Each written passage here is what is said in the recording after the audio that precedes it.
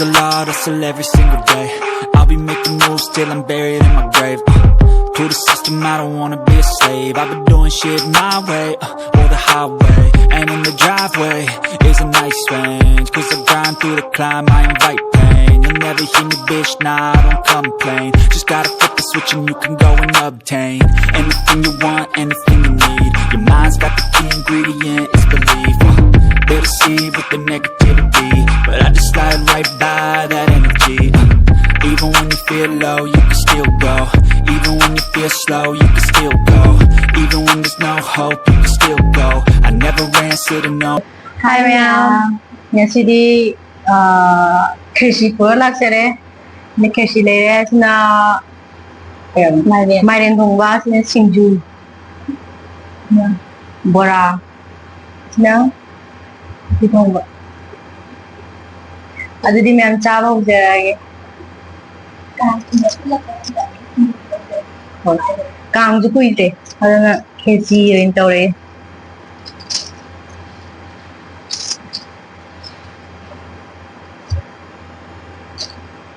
mình có phụ người sao vậy đi mẹ mua cái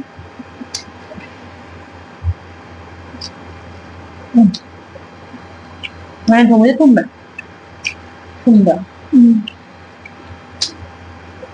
khó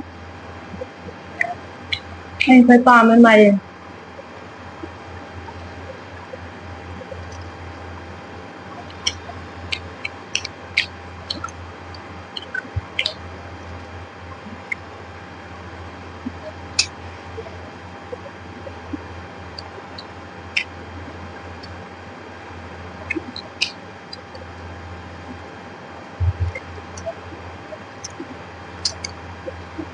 khó ạ khó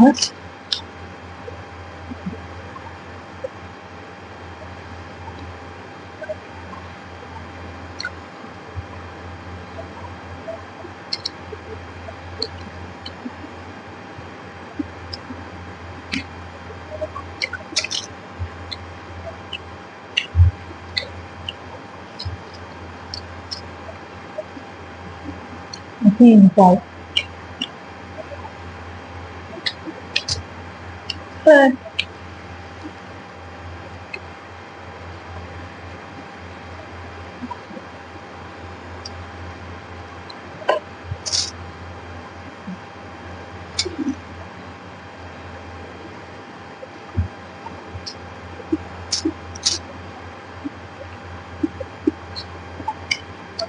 hả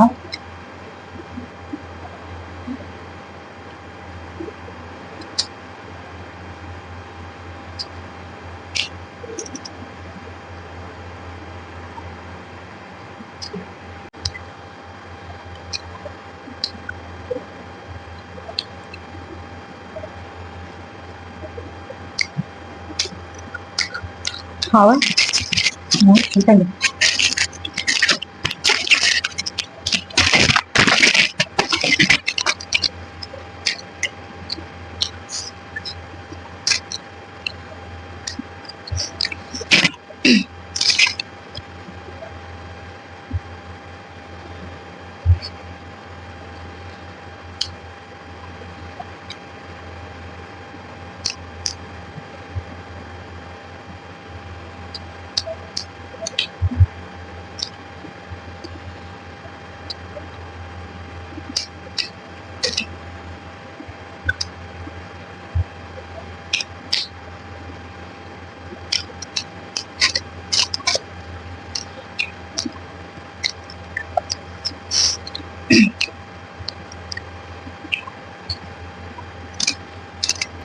이게 뭐 사라 자야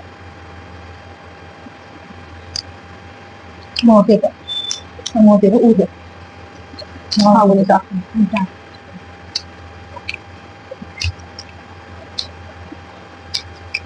잘弄되다ไม่ใช่ไม่ได้ยังที่ดีมาเตือนนี้แล้วเหรอ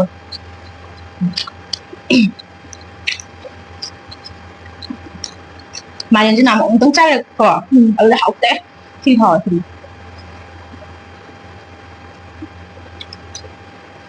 Được.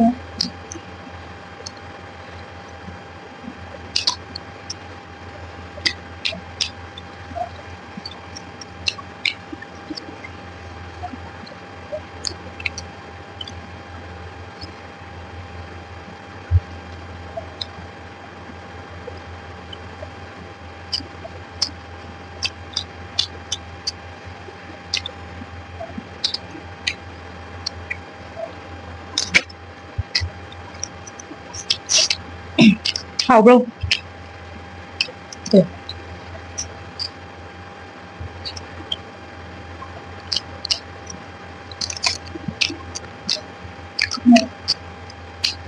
Mua xài ạ. Kệ. Sao vậy đó?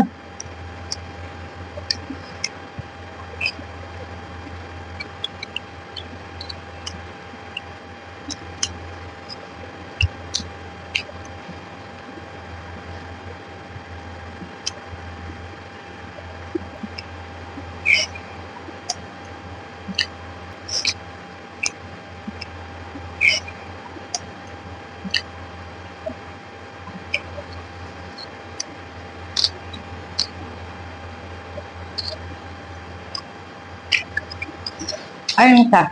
Baka mahari. Ulo mo lang. Ay. Sinisinsin mo ka na ba? Ulo mo lang. Sinsin mo lang.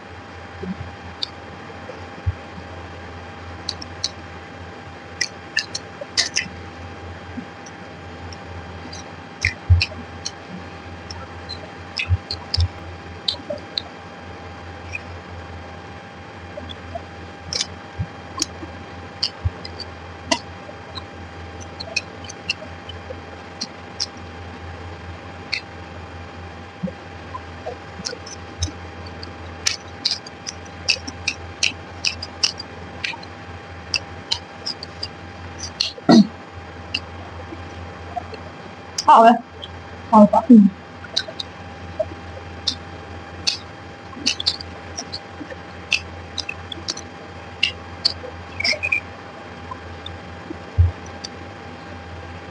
Rồi tụi mình mày mà mới vừa mà rồi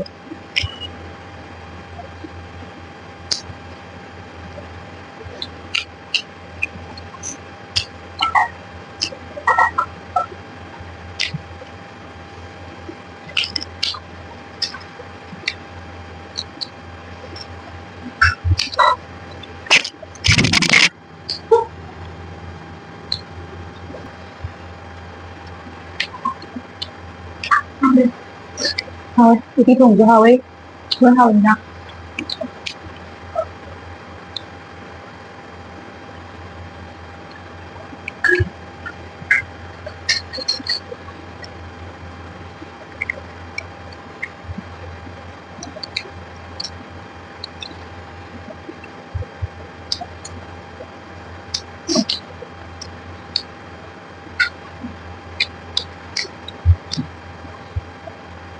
tunggu apa ya tidak juga nyalain tunggu ini apa nyalain coba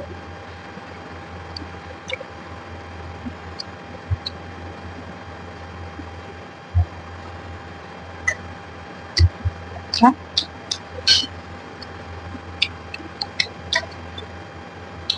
nyalain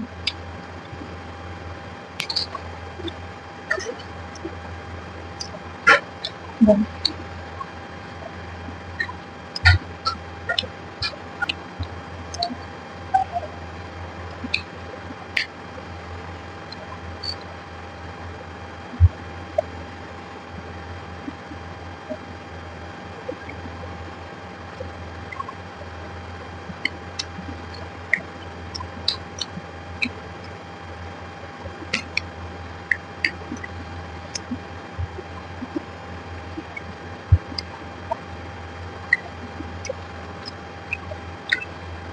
Ayo, jadi kamu kata, kamu kata tadi, không nhiều nữa được ạ, không nhiều,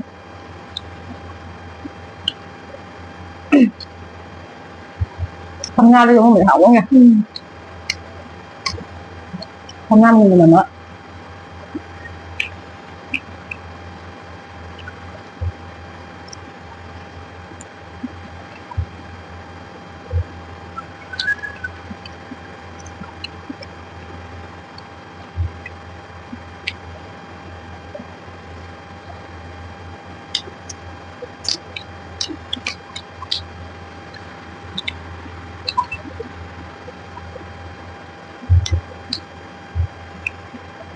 ให้ฉันเต็มๆปลายเลยทำปลาปลาบายางชื่อย่างมาดิหนึ่งได้อยู่ในชั้นล่างนะคนอยู่ชั้นล่าง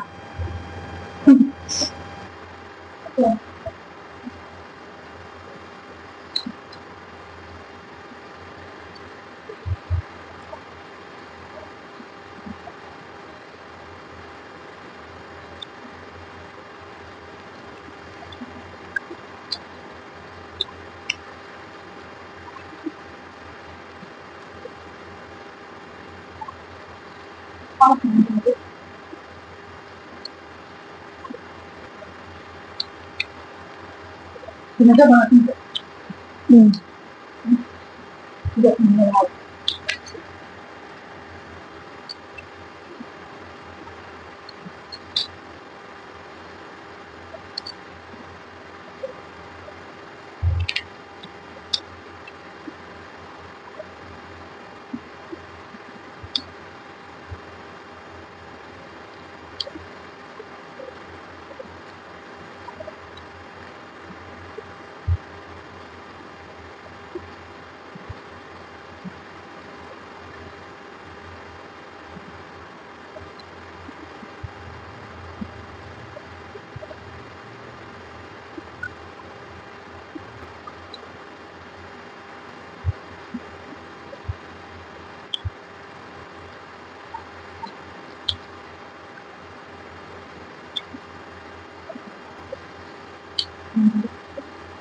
คิดว่าจะทำงานเป็นใครอ่ะอันนี้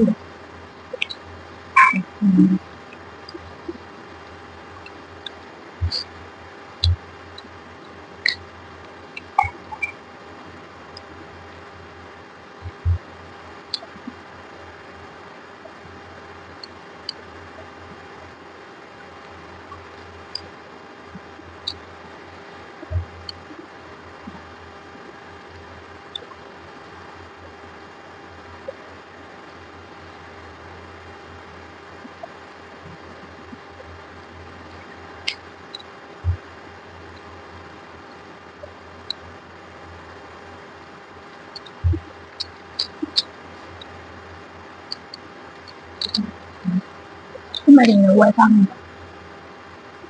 ถ้าบอกนี่ไม่ทราบว่าอย่างนั้นเห็นแล้วเลย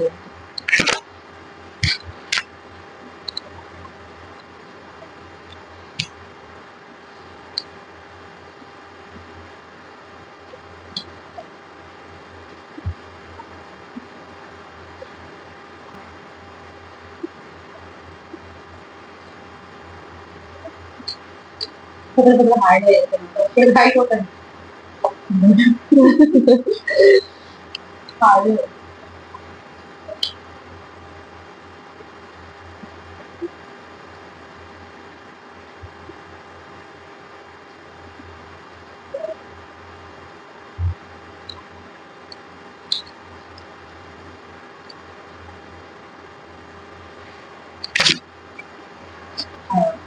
แม่ทราบเลยมิน่าใช่จะรู้สึกยังไงไอ้ที่แม่ทราบรู้สึกเลยตั้งแต่น้องมันจะมาพูดได้เลยเป็นอะไร